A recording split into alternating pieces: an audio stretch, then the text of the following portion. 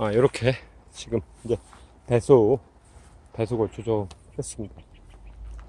제가 지금 했는 게 토양살충제하고요, 복합비료를 이렇게 제가 지금 뿌렸습니다. 참고로요, 저는 이 밭을 경운을 하지 않습니다. 경운을 하지 않고 약 한 450평, 그러니까 식재 면적이 450평입니다. 450평을 경운기도 없고 호미, 새스랑 갱이, 낙 요것으로만 경작을 하는데요. 지금 보시면 이렇게 이제 지금 뽑았습니다. 이렇게, 그죠? 뽑으면 제가 비료하고 토양살충제를 뿌렸죠. 그러면 뽑으면서 비료가 섞일 겁니다. 이게, 그리고 우리가 구독자님들이 아시겠지만은 저기는 복합비료는 그렇게 쉽게 녹지는 않습니다. 무조건 물이 닿아야지 녹아요. 물에 닿아도 잘 안 녹아요.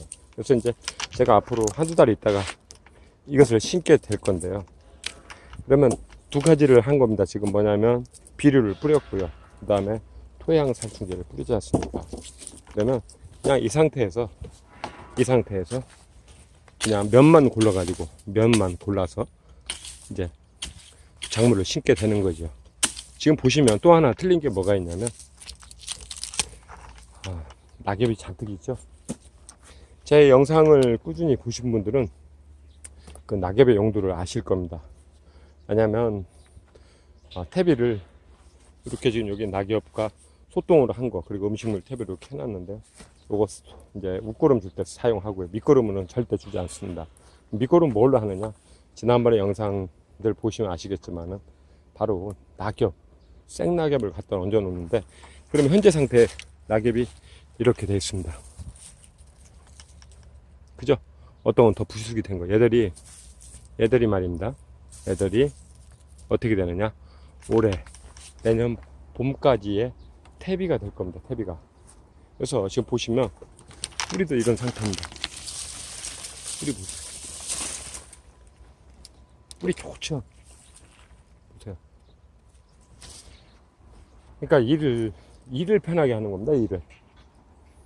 그러니까 경기도 없고 노타리도 없고 갈리기도 없는데 이렇게 그냥 수월하게 일석삼조죠.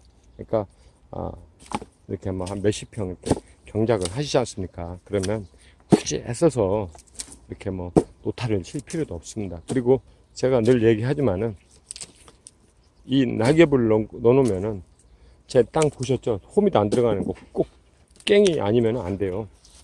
그런 상태에서 이렇게 작업을 수확을 하는데, 그러면 그나마 이 땅을 좋게 만들어주는 게 바로 유기물입니다. 근데 바로 낙엽이 그 역할을 하는 겁니다. 그래서 뿌리가 좋아지고요. 뿌리가 또 좋은 거, 여름에 뭐가 좋냐, 장마 끝날 무렵 이제 고온으로 이제 치닫지 않습니까? 그때 땅의 치온을 좀 일부 하락을 시켜줍니다. 그리고 이 퇴비가 또 지렁이를 모이게 하거든요. 지렁이가 와서 일을 하는데, 그러면 아까 말씀드린 대로 내가 하는 것이 아니고 지렁이가 일을 한다, 이렇게 생각하시면 됩니다. 어렵게 생각하지 마시고요. 그냥 나는 뭐가 없어 다 핑계입니다. 단지 방법을 몰라서 그럴 뿐입니다. 방법만 아신다고 하면 이렇게 300평, 400평 옆에 어르신들 다 80 넘으신 분, 90 넘으신 분들 있지 않습니까? 100평 다 이상 쳐요. 여기 좀 보이시죠? 갈대.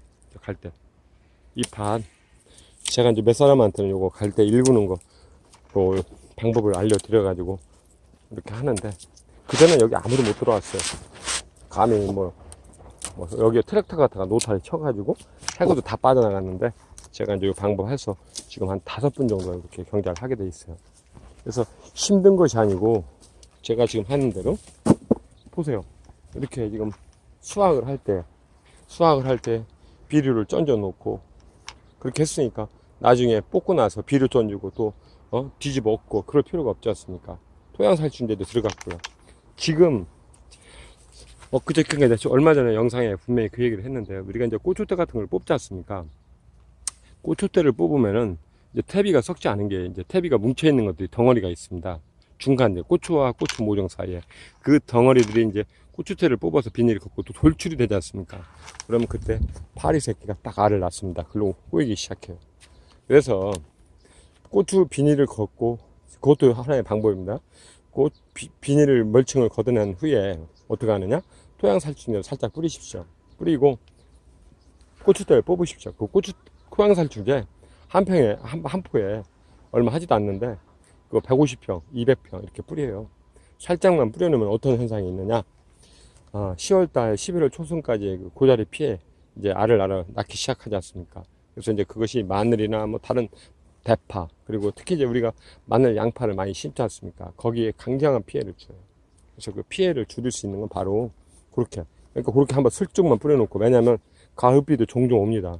근데 겨울에 눈이 안 와가지고 뿌려놨는데도 불구하고 눈이 안 와서 그런 경우는 참 난처하죠. 근데 일단 가을에 비가 이렇게 잡히고 하지 않습니까? 고추도 딱 뽑을 때 이런 식으로 저처럼 하시게 되면은 일석이조, 일석삼조, 일석사조 효과가 있습니다. 그리고 제가 요 사이에 지금 요 낙엽들 보시죠. 이제 이게 뒤집힐 겁니다. 그죠? 이게 요거는 이제 언제 넣느냐? 봄에 초봄에 넣었던 겁니다. 이렇게 지금 요 상태가 됐습니다. 이렇게 이제 뒤집히면은 애들이 거름이 됩니다. 그래서 제가 400평을 농사를 지면서 요소 한 포, 그 다음에 복합비료 한 포, 두 포, 그리고 땅 살리기 유기질 그거 한 포. 이제 뭐 제가 실험 삼아서 뭐 좋다 해서 한번 그 두 포를 사본 적이 있는데 내년부터는 안 사죠. 올해는 이제 지금 남았어요. 한 반 포 정도. 사질 않고 이제 그것만 사용을 하는데 전적으로 여기에 의존합니다. 뭐 깻묵이 좋다, 뭐가 좋다 이렇게 하지 않습니까? 깻묵이 좋은 건 맞습니다. 커피가 좋고. 근데 그 깻묵에 대한 그 액비 그다음에 또 효능은 뭐가 있냐? 그걸 알고 쓰셔야 되는데, 좋다고 하니까 이제 뭐라고 하냐면 싹 다 아무데나 줍니다. 아무데나 막 그냥. 근데 제가 지난번에도 낙엽에 따라서 비분의 성분이 다 다르다고 얘기를 했지 않습니까? 그럼 깻묵은 어떻게 되느냐? 깻묵 커피가루에는 질소 성분이 상당히 강합니다. 질소 성분이. 그러면 그 배추를 기르고 했을 때 그 껄끌껄끌 해가지고 그 달팽이가 오지 않는 방지 효과도 있는 건 사실입니다. 근데 무엇보다도 만약에 깻묵이나 그것을 넣고서 비가 자주 오게 되지 않습니까? 그러면 이파리가 얇아가지고 여름에 얼갈이 배추 있지 않습니까?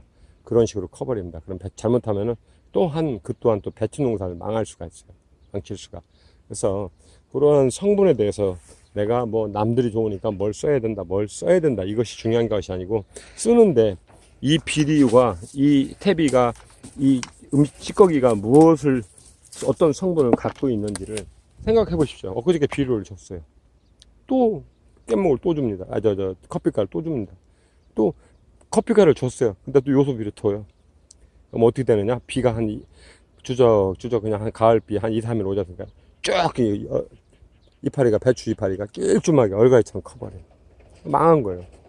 그래서 그런 것들을 참고하시고 하라고 제가 이렇게 오늘 요거는 내가 처음이죠. 이렇게 지금 비료 뿌리고 토양 살충제 뿌리고 하는 거.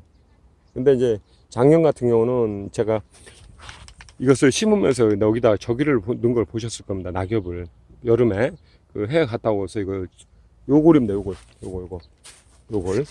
이거를 처음 했을 때 그 장면을 보여드렸는데, 아마 이것을 넣으신 분들은 뭐 퇴비를 썩고 이런 것도 좋습니다. 좋은데 내 밭에 지렁이를 많이 활성화 시키려고 하면 퇴비를 섞으면 됩니다. 근데 이제 그렇지 않고 지금 이와 같이 그냥 바로 하게 될 경우는 이렇게 사이에 멀칭이 안 돼 있어야 됩니다. 그래서 뿌려놓고 흙을 털면 되려. 여기다가 그냥 던져 놓는 겁니다. 그냥 예를 들어서 감자를 뽑을 때도 마찬가지고 뭐 다른 것도 마찬가지입니다. 뭐 파를 뽑을 때 그러면 사이에다가 얼마만큼 자랐을 때 손으로 쭉쭉 던져 놓으십시오. 그러면 그것이 보습 효과도 상당히 좋습니다. 요즘같이 감을 때에도 효과가 크거든요. 그래서 그것을 뒤집어 주는 겁니다. 그냥. 그래서 굳이 뭐 노타리를 칠 필요가 없다는 거죠. 이런 방식을 조금만 내가 생각해서 어떤 저기를 갖고 방법을 찾아보면은 작물 재배하는 데 있어서 경운이 절대로 필요하지 않고요.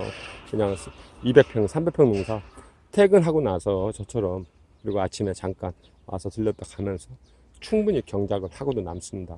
그래서 우리 구독자님들도 내가 뭐 그 영상 올리면 뭐 음식물 찌꺼기 만들고 이런 액비 만드는 거 보면은 조회수가 별로 안 나오더라. 근데 그 효능을 아시는 분들은 즐겨 사용할 겁니다. 제가 지난번에도 일전에 그런 말씀을 드렸어요. 뭐냐, 우리나라만 그렇습니다. 우리나라만 퇴비를 만들 때 음식물 찌꺼기를 함량을 20% 이상 초과를 못하게, 이거 좋네, 초과를 못하게 만드는데 선진국에서는 퇴비 속에 한 45%, 50%까지 사용을 합니다. 뭐 그걸 넣으면 뭐 소금기, 염류, 질적이니 뭐 하는데, 근데 실질적으로 그렇지 않습니다. 저 또한 여기에 이렇게 있지만은 여기는 전부 다 탭이고 소똥이고, 여기는 이만큼 반은 음식물 액비를 만들고 남은 거를 여기다 갖다 놓은 겁니다. 나중에 뒤집으면 됩니다. 이렇게 푹 덮어 놓는 거예요. 지금 결로 생겨 있죠. 이렇게 그냥 삭는 겁니다. 액비를 먼저 쓰고 그렇게 하고 나서 얘를 탭이하고 섞어서, 그리고 주변에 이제 풀 같은 거 있지 않습니까? 이거 풀 같은 거 뜯어가지고 집어넣고 하면은 특히 갈대 같은 거, 이런 볏짚, 이런 밀 사이 여기에 뭐가 있냐면 그 빨대처럼 군형이 뚫려 있습니다. 여기에는 어떤 것이 좋냐면 지렁이가 알을 낳아서 저기에서 새끼가 아주 실처럼 가는 애들이 여기에 숨기가 좋습니다. 아주. 그래서 지렁이 또 서식처가 된다는 거. 그래서 지난번에 갈대라든가 이런 것을 넣은 것도 그런 이유에서 넣었다라고 누차 설명을 드렸어요. 그래서 그 탭이 만드는 거, 액비 만드는 거 있지 않습니까? 한번 영상들을 한번 찾아보십시오. 그러면 쉽게 썩 뒤집지 않고 그냥 수도꼭지 틀듯이 줄줄줄 나오게끔 곱게 이렇게, 그리고 그거 하면은 분사호스나 이런 것이 절대 막히지 않게끔 그렇게 망처리를 해놨어요. 그래서 밸브만 열면 됩니다. 그래서 그런 것들을 좀 활용해 보시라고 오늘 이렇게 영상을 찍었습니다. 아마도 이것을 조금만 생각을 하고 터득하신다면 굉장한 도움이 될 거라 생각을 합니다. 그리고 기타 궁금한 점, 그런 점들은 댓글로 달아주시면은 지금처럼 해왔던 것처럼 성심성의껏 아는 만큼 답변을 해드리겠습니다. 고맙습니다.